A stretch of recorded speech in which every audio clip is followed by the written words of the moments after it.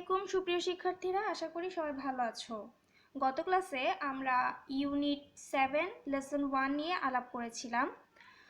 আজ আমরা এই লেসনটি আলোচনার পাশাপাশি এই লেসন থেকে আমরা শিখব কিভাবে একটি বড় বাক্যের অর্থ বুঝতে পারা যায়। ঠিক আছে, how to understand or how to find out the meaning of a long sentence. Okay, so there are some tricks and there are some way we have to follow. আশা করি এই বিষয়গুলো যদি তোমরা খেয়াল করো, ইনশাল্লাহ আনসিন প্যাসেজ দেখলেও তোমরা অর্থ বোঝার ক্ষেত্রে কনফিউজড হবে না বা ভয় পাবে না। ঠিক আছে, তো চলো আমরা মূল আলোচনায় ফিরে যাই। খেয়াল করো, এই প্যাসেজটি অধিকাংশ বাক্যই কিন্তু খুব বড়, তাই না? তো এই বাক্যগুলোতে আমাদের প্রথম কাজ হবে মূল অংশ বা কোর অংশ অথবা প্রিন্সিপাল ক্লজটা খুঁজে বের করা।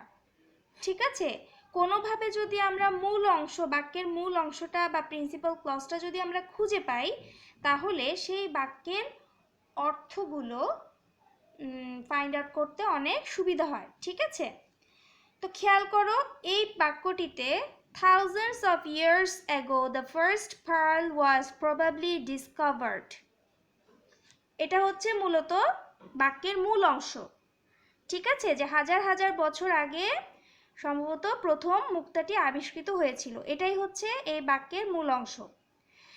বাকি অংশটা হচ্ছে কি, একটা সাবঅর্ডিনেট ক্লজ যাকে আমরা বলি। ঠিক আছে, দেখো, while human beings were searching for food at the seashore, যখন তোমরা আগের ক্লাসগুলোতে দেখেছো যে while এটা হচ্ছে সাবঅর্ডিনেট লিঙ্কার্স। ঠিক আছে, এটার মাধ্যমে সাবঅর্ডিনেট ক্লজ যুক্ত হয়। তো এই while লিঙ্কার্সটা দেখে আমরা বুঝতে পারছি যে এখান থেকে সাবঅর্ডিনেট ক্লজটা শুরু হয়েছে। ওকে, এরপরের অংশটা দেখো, throughout history the pearls has been one of the most highly valued gems. এখানে এই অংশটা কিন্তু মূল, যেটা আন্ডারলাইন করা হয়েছে। ঠিক আছে, বাকি যে অংশটা আমরা এখানে দেখতে পাচ্ছি, with its shine, the pearl with its shine. ঠিক আছে, এই ক্ষেত্রে আমরা বলতে পারি the pearl with its shine, এটা হচ্ছে একগুচ্ছ শব্দ সমষ্টি যেগুলো সাবজেক্টের মতো কাজ করছে, তাই না? দেখো, এই যে হ্যাজ বিন, এটা দেখে আমরা বুঝতে পারছি এখান থেকে কি বাক্যের প্রেডিকেট শুরু হয়েছে। তাহলে হ্যাজ বিন দেখে যদি বুঝতে পারি যে এখান থেকে প্রেডিকেট শুরু হয়েছে, তাহলে সাবজেক্ট কোনটা? Throughout the history the pearls with its shine, তাই না? এই the pearl with its shine, এটা হচ্ছে সাবজেক্টের কাজ করছে। আমরা জানি সাবজেক্টের কাজ কেবলমাত্র নাউন অথবা প্রোনাউন করতে পারে, তবে বেশিরভাগ ক্ষেত্রে noun, noun clause, gerund, infinitive এগুলোই সাবজেক্টের কাজ করে। ওকে, তাহলে এটা কি? এটা আমরা দেখছি একগুচ্ছ শব্দ সমষ্টি যেটা নাউনের মতো কাজ করছে, সুতরাং এটা কি? Noun phrase. ওকে, এরপরে দেখো পরের বাক্যটা, pearls have been mentioned many times in religious texts and mythologies. এইখানে খেয়াল করো, এটাই হচ্ছে বাক্যের মূল অংশ। বাকি ফ্রম দ্য আর্লিয়েস্ট টাইমস, এটা যদি আমরা বাদ দিয়েও ফেলি, তারপরেও কিন্তু বাক্যের তেমন কোনো পরিবর্তন বা অর্থের পরিবর্তন হবে না। pearls have been mentioned many times in religious texts and mythologies, এটুকু বললেই মোটামুটি কিন্তু বুঝতে পারা যাচ্ছে যে এখানে কি বলতে চাওয়া হয়েছে। তো এখানে এটা হচ্ছে বাক্যের প্রিন্সিপাল ক্লজ বা মেইন অংশ, মূল অংশ। ঠিক আছে, এরপরে দেখো ফ্রম দ্য আর্লিয়েস্ট টাইম, এই অংশটা তাহলে কি, এখানে দেখছি একগুচ্ছ শব্দ সমষ্টি, যেটা এই যে এখানে মেইন ভার্ব মেনশনড, তাই না? এই যে উল্লেখ করা হয়েছিল, কখন থেকে উল্লেখ করা হয়েছিল? From the earliest time.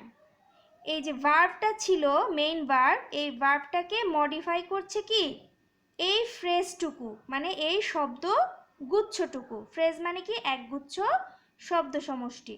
তাহলে এই ফ্রেজটা বা এই শব্দ সমষ্টিটা কাকে মডিফাই করছে? এই মেইন ভার্বকে মডিফাই করছে। আমরা জানি ভার্বকে মডিফাই করে কে বলো তো? অ্যাডভার্ব। সুতরাং এটা যেহেতু এই শব্দগুচ্ছ যেহেতু অ্যাডভার্বের কাজ করছে, সুতরাং এটা অ্যাডভার্বিয়াল ফ্রেজ। ওকে, এবার দেখো, the ancient Egyptians valued pearl so much. এটা হচ্ছে এই বাক্যের মূল অংশ বা প্রিন্সিপাল ক্লজ। ঠিক আছে, the ancient Egyptians valued pearl so much, এটুকু যদি আমরা বলি তাও কিন্তু বাক্যের অর্থটা ক্লিয়ার বোঝা যাচ্ছে যে প্রাচীন মিশরীয়রা পার্লকে খুব বেশি মূল্য দিত, মূল্যবান মনে করত। ঠিক আছে, তো বাকি যে অংশটুকু এখানেই যে দেখো দ্যাট আছে, এই দ্যাট লিঙ্কার্স দেখে আমরা বুঝতে পারছি এখান থেকে সাবঅর্ডিনেট ক্লজটা শুরু হয়েছে। ঠিক আছে, তো এগুলো আসলে চিহ্ন, এই চিহ্নগুলো যদি আমরা আইডেন্টিফাই করতে পারি তাহলে আমরা এই মনে করো এই লিঙ্কার্সগুলো দেখেই আমরা বুঝতে পারবো ওটা হচ্ছে ক্লজ, সাবঅর্ডিনেট ক্লজ অথবা কোঅর্ডিনেট ক্লজ। ঠিক আছে, ওটা যদি আমরা বাদ দিই তাহলে আমরা কি পাবো? মেইন ক্লজটা পেয়ে যাব। So very simple and very easy, just you have to concentrate or you have to notice very well. It is said, বলা হয়ে থাকে, এটাই হচ্ছে কি এই বাক্যের কিন্তু মূল অংশ।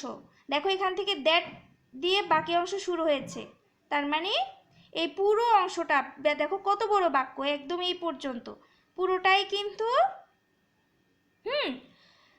সাবঅর্ডিনেট ক্লজের কাজ করছে। এখানে একটু খেয়াল করা জরুরি, এই যে দেখো, that the famous queen of Egypt Cleopatra would dissolve a pearl in a glass and, এখানে কিন্তু শিটা উজ্জ্ব আছে, অ্যান্ড দিয়ে আবার আরেকটা অংশ যুক্ত হয়েছে, খেয়াল করেছো? এই অ্যান্ড থেকে কিন্তু আরেকটা বাক্য তৈরি করা যাবে। যদি অ্যান্ড বাদ দিয়ে আমি এখানে শি বসিয়ে দেই তাহলে কি হবে দেখো তো, she would drink it as a sign of love and respect for the entire nation. She would drink it. খেয়াল করেছো এই যে ক্লিওপেট্রা উড, এইটুকুকে যদি আমি এখানে এনে বসিয়ে দিই আরেকটা বাক্য হবে, তার মানে অ্যান্ড দিয়ে এখানে আরেকটা বাক্য যুক্ত হয়েছে এবং এখানে এই যে ক্লিওপেট্রা উড এটা উজ্জ্ব আছে, অথবা শি উড, এই কথা এই দুইটা শব্দ এখানে উজ্জ্ব আছে। উজ্জ্ব আছে মানে উল্লেখ করা হয়নি, না উল্লেখ না করে এই অ্যান্ড বসিয়ে এই বাক্যটা যুক্ত করে দেওয়া হয়েছে। ক্লিয়ার? এখন দেখো এই বাক্যটা একটু খেয়াল করো, the young women of noble families love to wear beautiful pearl necklace. এখন দেখো এই যে অংশটুকু এখানে সম্ভ্রান্ত পরিবারের যে যুবতীরা তারা কি করত, এই মুক্তার নেকলেস পরিধান করতে ভালোবাসতো, তাই না? এখানে মেইন ভার্ব কোনটা? লাভ, এটা হচ্ছে আমাদের মেইন ভার্ব।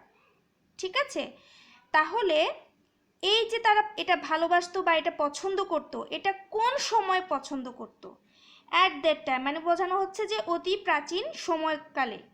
ঠিক আছে, তাহলে এই অংশটুকু আবারও খেয়াল করো, এখানে তিনটা ওয়ার্ড আছে, অ্যাট দ্যাট টাইম। এই তিনটা ওয়ার্ড বা এই শব্দ সমষ্টি একসাথে কার মতো কাজ করছে? অ্যাডভার্বের মতো, যেটা কিনা এই যে ভার্বটাকে মডিফাই করছে, মানে এই ভার্বের টাইমটা ইঙ্গিত করছে। আমরা জানি যখন কোনো শব্দ ভার্বের টাইম, প্লেস অথবা কিভাবে সংগঠিত হয়েছিল সেগুলো ইঙ্গিত করে, সেটাকে আমরা অ্যাডভার্ব বলি। একইভাবে এই শব্দ সমষ্টিগুলো এই ভার্বটার কোন টাইমে হতো সেটা প্রকাশ করছে, সেই কারণে এটা হচ্ছে অ্যাডভার্বের মতো কাজ করছে। কিন্তু যেহেতু এখানে আমরা দেখতে পাচ্ছি এটা একটা শব্দ সমষ্টি, সুতরাং এটাকে শুধু অ্যাডভার্ব বলবো না, কি বলবো, অ্যাডভার্বিয়াল ফ্রেজ। ওকে, এইভাবে খেয়াল করলে কিন্তু আমাদের বড় বড় বাক্যের অর্থ খুঁজে বের করা খুবই সহজ হয়ে যাবে। ঠিক আছে, তখন আমাদের বাক্য আর মুখস্থ করার প্রয়োজন হবে না, আমরা নিজেরাই বাক্য তৈরি করতে পারবো। এখন দেখো এখান থেকে আমরা যদি কিছু এবার প্রশ্ন তোমাদেরকে দেই, তোমরা খুব সহজেই কিন্তু এগুলো নিয়ে ভাবলে খুব সহজেই উত্তরটা বের করতে পারবে। এখন দেখো, how did people discover pearls, কিভাবে মানুষজন এই মুক্তা আবিষ্কার করেছিল, তাই না? এখন দেখো এই যে ডিসকভার কিভাবে করেছিল এটা কিন্তু সহজেই আমরা বুঝতে পারছি কিভাবে। while human beings were or while people were searching for food they discovered pearls. ওকে, এখানে দেখো প্রশ্নে ডিড আছে, এই কারণে এই ডিসকভারের সাথে আমাদের কি যোগ করতে হবে, ইডি, পাস্ট ফর্মে লিখতে হবে। ওকে, এবার দেখো বি নাম্বার প্রশ্নে, what good luck the knights thought would purse bring them. নাইটরা মানে সাহসী যোদ্ধারা যে ভাবতো যে পার্স তাদের জন্য সৌভাগ্য আনবে, সেটা কি, কোন সৌভাগ্য তাদের জন্য নিয়ে আসবে বলো তো? তারা কেন এটা পরিধান করত? তাহলে কি হবে, দ্য নাইটস থট, তারা ভাবতো, the pearls would bring them good luck in the battlefield and they would get victory. ঠিক আছে, এটাই তারা ভাবতো। they would won the battle, তারা এটাই বিশ্বাস করত এবং এই কারণে এই পার্লগুলো পরিধান করত। ঠিক আছে, এখন দেখো সি নাম্বারে, where have the pearls been mentioned, এই পার্লের কথা কোথায় মেনশন করা হয়েছিল বলো তো? খুব ইজিলি এখন কিন্তু তোমরা পেয়ে যাবে।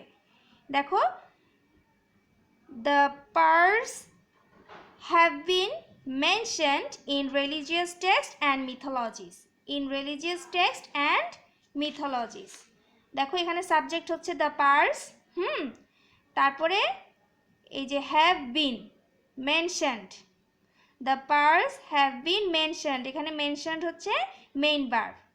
ওকে, the pearls have been mentioned in religious texts and mythologies। Very simply উত্তর করতে পারবে ইনশাল্লাহ।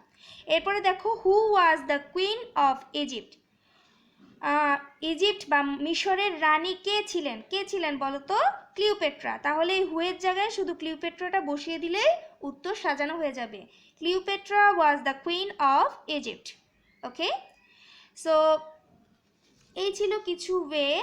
আশা করি তোমরা এই যেমন দেখালাম হোয়াইল, দ্যাট, ওকে, এরকম আরও যে লিঙ্কার্সগুলো আছে সেগুলো নিয়ে একটুখানি স্টাডি করবে, তাহলে তোমরা কোনটা মেইন ক্লজ, কোনটা সাবঅর্ডিনেট ক্লজ, কোনটা বাক্যের মূল অংশ, কোনটা ফ্রেজ, এগুলো খুব সহজেই ধরতে পারবে। তখনই তোমাদের বাক্যের অর্থটা অনেক পরিষ্কার হয়ে যাবে। আজ এ পর্যন্তই, আগামী দিন আরও কিছু বিষয় নিয়ে আলাপ করব। সে পর্যন্ত ভালো থেকো সবাই, খোদাহাফেজ।